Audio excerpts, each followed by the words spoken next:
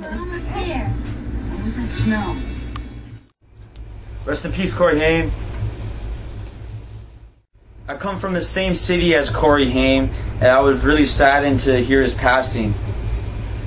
And I remember watching Lost Boys. One of the first movies I watched. I knew I shouldn't have been watching when I was a kid. I was like 6 years old, and I knew my parents wouldn't have let me watch it. And that's why it was so cool, and it always stuck with me. Kiefer Sutherland was wicked. The two Coreys is fucking balling, vampires and shit. So who's dying these days? Who's dying? Everyone's dying. Prescription pills. Well, why can't no more ODs over coke? No more fucking heroin ODs. That's old news, man. It's all about the doctor's prescriptions. Mixing it. Give me a fucking cocktail. Wash away my worries and my problems. I feel a connection to Corey Haim because I understand, I guess, the pain that he couldn't face, the pain he couldn't deal with, the pain he couldn't look at. Because in my own life, I have things I don't like to look at in my life because they're painful and they hurt me.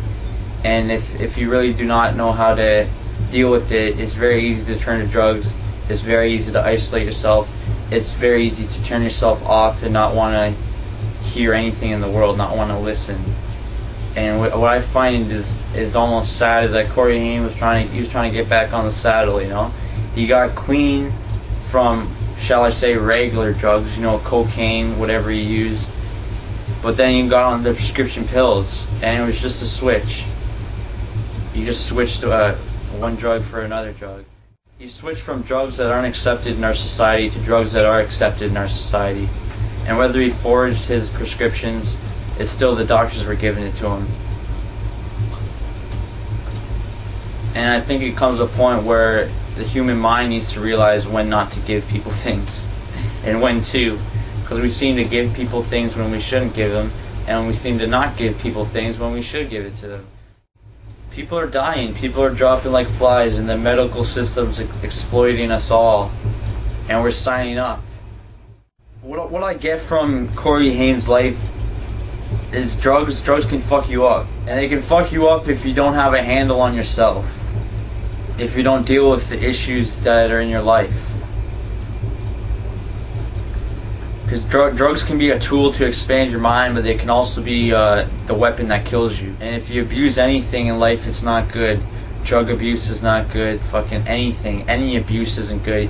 You could work out and be a fucking monster in a tank. I think you're abusing yourself, man. You fucking work out 8 days a week and shit. It's only 7 days in a week, man.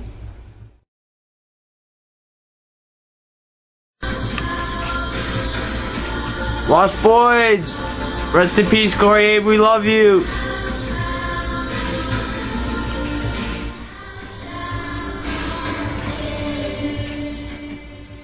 You're my boy, Corey. We love you, Corey Haim. Rest in peace. Seriously. He was wicked in Lost Boys, man. And the silver bullet. You know what I was thinking? Fucking, how's Corey Feldman feeling? I felt that too, and especially what makes it even worse, He him cut and that him off? girl aren't even together anymore. No way. That's like, yeah. No way. Yeah, I heard they got a divorce.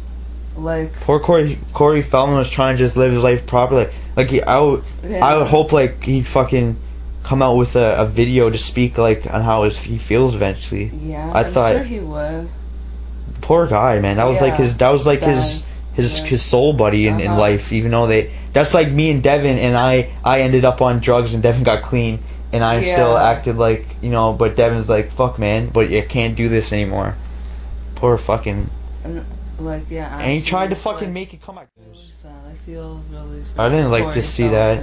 I know. I just turned on the news and it was like Corey Haim found dead.